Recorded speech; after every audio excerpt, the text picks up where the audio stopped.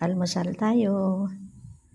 Ang ating almusal ay avocado. Bigay ng kapatid ko.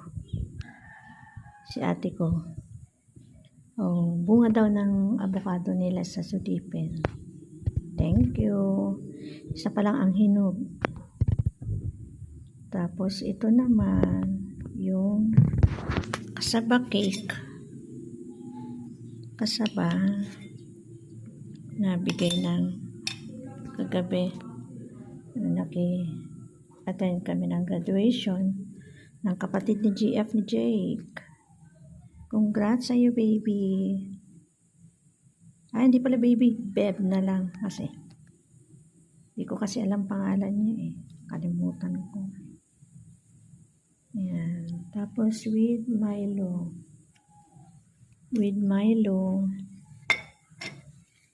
Ang Milo today. Ano nakalagay? Mental anxiety. Mental breakdown. Sabi na. Menstrual cramps. Menopause. Problems begin with me. Hi, with men. Nakatago pala yung N. Tingnan ko sa kabila. Ngayon ko lang napansin to. Ano ko na to? Ay, ganun din. Ulitin natin. Ulitin natin kung ano nakalagay. Mental anxiety, mental breakdown, menstrual cramps, menopause.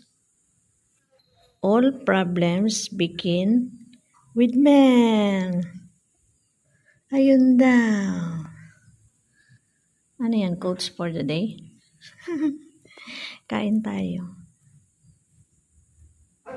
At dahil umulan kagabi, ganito ang labas namin. Ayan yung bigay din sa akin kahapon. Kahapon, ano bang pangalan nito? Native ata to. Tapos Hawaiian.